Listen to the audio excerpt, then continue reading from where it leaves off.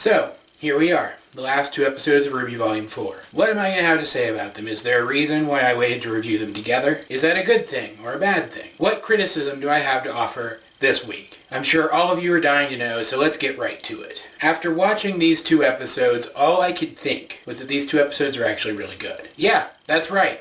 I liked the way that this volume ended up ending. I have virtually no problem with it whatsoever. Any problems that I do have stem from problems that I had with earlier points in the volume. The only reason I waited to review these two episodes together is because I could tell that one led directly into the other. That one was just set up for the other. It kind of makes me wish that they'd actually been uploaded together, streamed together. But eventually this volume is going to be shown all at once on DVD releases and on Netflix, so I can't complain too much about that. Episode 11 was, as I said, all set up. It focused on Yang and Blake, mostly. We got a little bit of stuff with Cinder in there, where she was doing some practice fights against Grimm, and then Salem, and then, Tyrion, both come in, and at different times, obviously. And Salem just gives no fucks about the fact that Tyrion lost his tail. And Tyrion has a breakdown about it, and I don't really know what this means for his character, if anything, but I guess we'll have to wait and see, though I did get the sense that Cinder felt bad for him and was shocked by the way he was treated, indicating more and more that something inside of her changed when she got the rest of the Fall Maiden's powers.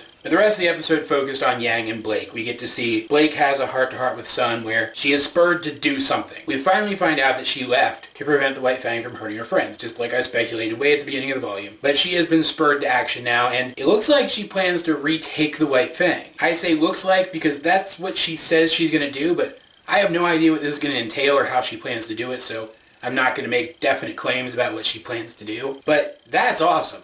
That is great, rife with storytelling possibilities, especially since later in these two episodes we find out that there's been stuff going on in Mistral that sounds a lot like all the crap that was going on in Vale before the fall of Beacon, and almost definitely involves the White Fang, so Blake is almost definitely going to Mistral. We find out that Yang is also going to Mistral. She's now following in RWBY's footsteps. She's painted up her arm yellow, dusted off the bumblebee, and she's headed out to Mistral following in RWBY's footsteps. And I do just want to say, they did confirm that she's following in RWBY's footsteps. I've seen people saying that it's not actually clear where she's going yet, either this thing and that thing, but we clearly see that she is driving down a road and sees a marker left by RWBY indicating that there's a town of bandits in one direction, and acknowledges that it was written by RWBY, signifying that she is following RWBY's footsteps. She's going where RWBY went. And this is all further substantiated in the finale when we see that RWBY has been writing her letters during her entire journey, keeping Yang updated on what she's doing. We get an update on Weiss. She does manage to break out of her house, but she overhears another conversation between her father and Ironwood, and it definitely seems like Ironwood's about to make some major power play. It really seems like he wants to turn the country into a police state, and while I like Ironwood and I understand why he's reacting so strongly, I don't think that that's the answer. So we'll have to see where that goes, but this is where we also get to hear what's been going on in Mistral. Winter is in Mistral, and she's the one who's been reporting back all of the activity going on in Mistral that seems connected to Salem and her plans. Weiss overhears that, so now she's going to Mistral too. And then episode 11 ends with Ren and Nora running back to Khouri, despite the fact that they didn't want to go there, because it seems that the creature, the Grimm that they saw moving through the forest at the end of the episode Khouri, was headed to Khouri, and they run off there to try to save their friends. And the episode ends with the creature walking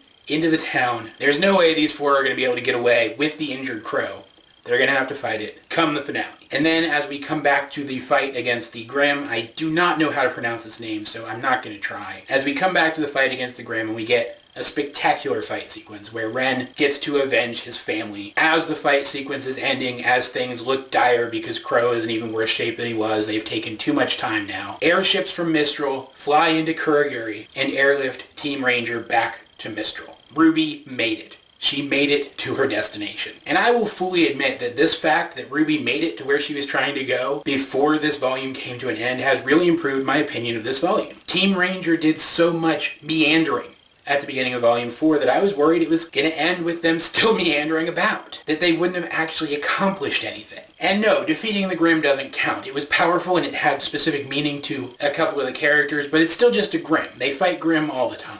RWBY's mission, Team Ranger's mission, was to get to Mistral, and they succeeded, and it felt really good. They get to Mistral, Crow is treated, he's now recovering. This is where we get the scene of RWBY writing her letter to Yang, showing that she's been writing letters to Yang this entire time. We even get an after-credits scene of Oscar arriving in Mistral as well, and coming up to Crow and asking for his cane back, which was great. And now I have a theory about Oz that I'm putting together. I'm so psyched about that. Because I did have a theory about Tyrion, but it actually came around and became a theory about Jean, but then most of the stuff about Jean was confirmed in A World of Remnant, so I had to scrap that one. So I'm super excited to have another RWBY theory in the works. But most interestingly of all, we see that one of the villains, I cannot remember his name, he's the gentlemanly one, is also in Mistral at Haven Academy. And Salem had mentioned an informant in Mistral recently, and I didn't bring it up because it didn't have any payoff yet, but it looks like he might be there to meet the informant, and the informant is the headmaster of Haven Academy, someone who RWBY expected to be able to trust. I have no idea where this is going. It's gotten me really excited for next volume. Overall, at the end of the day, despite the fact that I didn't like some of the earlier stuff in this volume and I was disappointed with it, I do think that Volume 4 was a success. I think that the end brought it back around, and it averaged out to be pretty good. Not as good as Volume 3 by a mile, but pretty good. I still think, though, that the writers could have done better. And understand, I'm not saying this to rag on the writers. I'm not saying this because I think they're bad. I'm saying this because I know they can do better, and I want to see their full potential. Maybe watching it all together on Netflix later, once it gets to Netflix, will change my opinion of the pacing. Maybe the pacing is better when all the episodes are viewed together. I still argue that if they insist on uploading it episodically, that the pacing needs to be more suitable for an episodic show, but whatever. We'll wait and see. What's important is that despite the fact that Velvet didn't show up once this volume, I still, at the end of the day, ended up enjoying Volume 4 overall. Not as much as I expected to, but enough that I am glad that I watched it, and I am glad for Volume 5 coming this fall, and I'm super excited to see that. So, as per usual, guys, I ask you, what did you think of these episodes, and what did you think of Volume 4 overall? Try to think critically about it and tell me, do you agree with any of the criticisms that I've brought up? Let's get a discussion going in the comment section down below. Either way, this has been AJ22, and I will talk to you guys later.